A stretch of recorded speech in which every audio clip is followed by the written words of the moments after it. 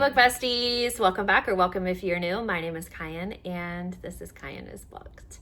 And today we are going to be introducing my June hopefuls. Now you see me propped up, right? So this is a pretty high hopefuls list. I've got 1, 2, 3, 4, 5, 6, 7, 8, 9, 10 books in front of me. Most of them hardcovers and most of them fantasy romance. Yeah, most of them. So I kind of went a little MIA on you guys. Let me go ahead and just say that the end of the school year, rough. I went straight into an in-person training class for a couple of days and I had like papers due and all the things and the stuff to like finish up one of my like really important certifications, which I'll talk more about later on once I know what's happening with that. So I'm back, I'm filming. I feel a little bit more well-rested now that I'm getting a little bit of a break. I love my job, but like sometimes a little bit of space is nice. So, yeah, I'm back. I'm ready to film videos. I have so many ideas, so much content I want to film. I'm not struggling. I'm just like so excited about everything. And I'm like, okay, like one thing at a time. That's my hardest thing right now. So first things first, I have 2 books on my June TBR hopefuls list that I don't actually have in front of me right now. So the first one is Hidden Nature by Nora Roberts. And this is the book club pick for Peace Love Books that I do with Jess. Well, I'm one of her patrons. So we do it together every month. And this is Nora's newest release. So I don't know much about it. All I know is that Sloane's a police officer and she's shot in the line of duty from my understanding and it almost kills her. She has to move home to Connecticut with her parents so her parents can take care of her. And then she kind of gets like embroiled in some local drama when it comes to like a person being kidnapped. So that's what I know about that one. I'm really excited. I haven't read like a new Nora before. The 5 books I've read so far of Nora, the first 5 I've read of her outside of her JD Robb pen name. So it has been like a fun ride so far. And I'm really enjoying it. Then I have The Good, the Bad, the Smutty with Jess, my friends. And we are reading Spark the Flames by Ivy Asher, and this is a dragon romantasy, if I remember everything correctly. Like, I'll put the cover up here, but if I do remember the pick correctly, her son picks the June pick for us because it's his birthday, and he usually picks dragon books, which we love that here. So, without further ado, let's get to the stack in front of me. I might go into a couple of them. Some of them I'm not going to talk too much about because a lot of these are going to be featured in vlogs. I have so many vlog plans and I'm like really excited and I hope everybody else is excited too and that you guys watch them because yeah, I'm just excited. Anyways, first up, Shield of Sparrows by Devaney Perry. I need Barnes & Noble to stop doing this. I didn't realize it and oh wait. No. I'm scared. Okay, anyways, so this is, I'm a huge Devaney Perry fan. Like, I've read almost her entire backlist. I still have some, like, outstanding series. Let's just put it like that. Anyways, so this is her first romantasy. And if you're not terrified, you're doing it wrong. So this follows, there are 5 kingdoms. She is powerless. Oh, and she's a princess.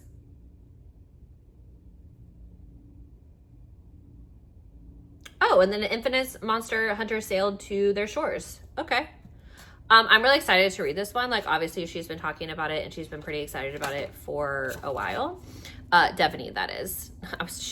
We're besties.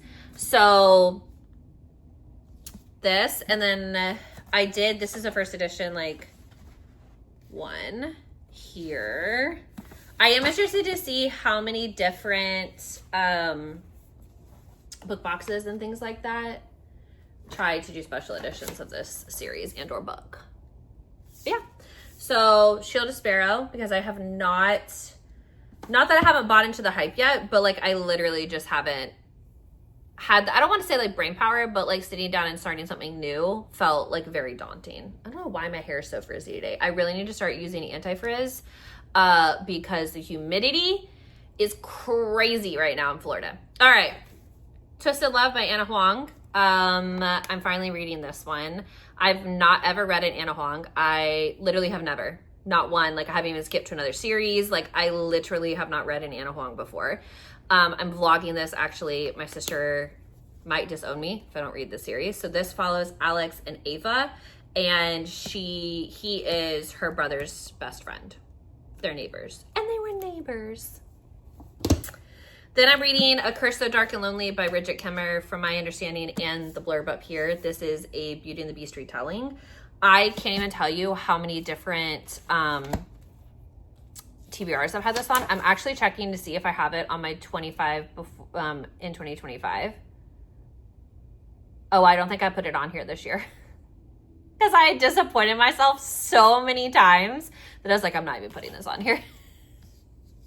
Anyways, I am excited for this one. So it looks as though like he's cursed, he ruins his castle and all this kind of stuff, and then like she accidentally falls into the world, the magical world, from my understanding. So we go from Washington DC into a magical world, which that actually sounds kind of cool. Then I'm going to be continuing my Bridge Kingdom journey with the next duology. So that's the Inadequate Heir and the Endless War. So this follows Zara and Kiris. And Kiris is, her rival kingdom's prince. And he's next in line, and he's considered to be the inadequate heir because he prefers books over violence, and he doesn't subscribe to his father's notion of like taking over the entire world and ruling everything. Like, he really does believe that the endless war needs to come to an end, and like he believes in a time of peace, which is something that like not everybody in his country, his land, subscribes to, right? Especially not his father. So they actually meet each other, and they don't know who the other person is because like they know of the other person, but like pictures, like anyway, so they don't know who they are, and they strike up this like relationship. They start talking like in the depths of the night because they meet at night, obviously, and they start talking about this idea of like peace and all these things, and like they fall for each other, and then she finds out who he is, and she has a strong hatred for his family because his dad is actually the one who murdered her mother right in front of her. So I am very interested in this one. I know that the next duology in the series isn't done yet, but I know the first book out in that duology, so excited to read it. But I have been really interested in him because he is our heroine from the first duology, Laura's brother. Now, they have a lot of like half siblings, but both Laura and him have the same mother. So important to keep in mind. So I'm really interested to see, given the actions at the end of our first duology, like what is their relationship going to be like? What is his relationship going to be like with Aaron, who's the king of Ithaca? And then, like how do they navigate the fact that like this is an absolutely forbidden enemies to lovers relationship? So I'm really excited. Then I screamed.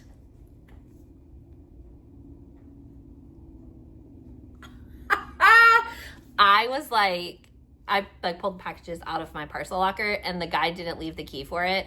My postman didn't leave the key for it, so like I couldn't get in for a couple of days, and everybody was like posting about their arcs and stuff, and I was like, oh my god, I didn't get one. And I saw this at the very bottom of the parcel locker, and I was like, and I started screaming. I'm so excited. Edge of Surrender, book 3 in the Moonlight Ridge, and this is a special edition arc, in case you didn't know. So this follows Kane and Emery. And Emery, I can't remember how the last book left off. I really, truly can't. Anyways, I don't want to give spoilers. But back to what I was saying. So he finds out he's actually a dad after a one-night stand with Emery, who is his daughter's aunt. That's all I need to know. Also, too, like, I actually don't care. Because I'll be reading it because I'm obsessed with this series. I have recently become a fan, and when I submitted the Google form for this, I was like, oh, there's no way I'm gonna get it. So like, I'm obsessed. One of my prized possessions. Then I am reading the Holiday Brothers novellas by Devin E. Perry. I want to kind of like get some Christmas romances read ahead of time so I can come out with some rec videos. Also, too, I am trying to finish Devin E. Perry's backlist. There's 50 books total if you count Shield of Sparrow. So, you have The Naughty, The Nice, and The Nanny, Three Bells, Two Bows, and One Brother's Best Friend, and then A Partridge and a Pregnancy. So, and it's a bind up of all of them, and I love it, and I'm really excited for it. So can't wait to report back about which brother's my favorite, because we are following three brothers. Then we have Allie Hazelwood's Bride. I am on a Allie Hazelwood binge now, guys. So when you start to see her really prevalent in my wrap-ups, I wanted to read this one next. I know it's one of her newer ones. I know that everyone would say, like, no, you should go back to the beginning. I don't care. Do you want to know why? Because this is a shifter vampire romance. And this is my bag, y'all. Like, this is the stuff that I live for. I love, but we shouldn't be together because, like, you're a werewolf and I'm a vampire and we've always been Oh, I eat it up. Eat it up. Okay? I'm obsessed with it. So, with all that being said, I can't wait to read this one. So this follows, let me get the names. Misery and Low. And he's the Alpha Pack leader and she's the daughter of the head of the vampires. And the idea is they're going to get married. It's arranged marriage, so that they can unite their, groups, because like they don't want a war. Can't wait. Then of course, I'm sure everybody's expecting it. I'm glad I could deliver Silver Elite by Danny Francis, because I want to feel the way that I felt the first time I read The Hunger Games and the first time I read Divergent. And I want the obsession, and I want a dystopian world, and I want to feel the world is burning down around us, but there's not anything I wouldn't do for you vibes for my main characters. And that's what I need, and I feel like I really hope this is gonna deliver. I know there's a lot of talk around this book. I know people have feelings about this book. I know that a lot of people are trying to figure out who did it. I don't care, because after I read this, I'm gonna need someone to tell me when book 2 comes out, right? Like, that's the vibe I'm getting. The people that are rating this 5 stars are people that I align pretty much with their taste. So I'm so excited. Like, I want to feel that way again. Okay, I want to feel that way again when I met Katniss Everdeen and Triss as she left Abnegation and went to Dauntless. Like, I want to feel that way again. And I'm hoping that this book gives me that. Next up, Iron and Embers by Helen Schuer. So this is the first book in the Ashes of Thesmar series, which is a spinoff from the Legends of Thesmar. Y'all know, y'all been here for a minute. You know that the Legends of Thesmar is arguably my favorite series from last year. I was obsessed with it. I was obsessed with Wilder. I'm excited to read Ren and Torge's story. Also a little bit nervous. I think for obvious reasons, because like I am so obsessed with this world and these characters, and this couple has been teased a lot. Like we saw this coming, like I want to say like we saw their relationship like start to build into book 2, beginning of book 3 in the last series. So there's been a lot of build up to this, and I'm just so desperate for them to be happy. But I know, I'm pretty sure this is a trilogy, so we got some time to go, but I am really excited for their story. And the back right here says, I've made no secret of what I want, you. It's always been you. Oh, I can't wait. So yeah, and book 2 is coming out this summer as well. I'm pretty sure it comes out in July. So I want to be ready for it. And then this is a really ambitious TBR. I know you're probably sitting here like, wow, she's absolutely insane. And she is, because she's going to read her first Emily Henry this month too. So this is Happy Place, and this follows a couple who I guess has fallen out of love with each other, and they still have to go on their annual friend trip because they haven't told the friend group that they're not in love anymore and that they've broken up and they no longer live together. And then I'm assuming we're going to realize, oh wait, we actually still love each other and we actually still want to be together. So I'm really excited. I want to see if if I'm an Emily Henry girly. My sister doesn't think Happy Place is going to be my favorite one. I can't remember which one she told me was going to be my favorite, but I am excited to see if this is for me or not. I said that really dramatically, like hasn't written like close to, what is she at, like 7 or 8, maybe even 9 at this point. There has to be one book that I enjoy. And I was always scared to read Allie Hazelwood, and look at us now. Look at me now. Okay? Anyways, that's all I got for you. Am I going to read these all? I don't know. You're going to have to come back in July to see my wrap up to see if I got my life together and actually read all these books. So anyways, thank you so much for watching. Let me know in the comment box below if we have any hopefuls that are the same for this month. And happy summer break to all my teachers out there. I hope you are live laughing and loving, thriving, out in the streets, doing what you want to do.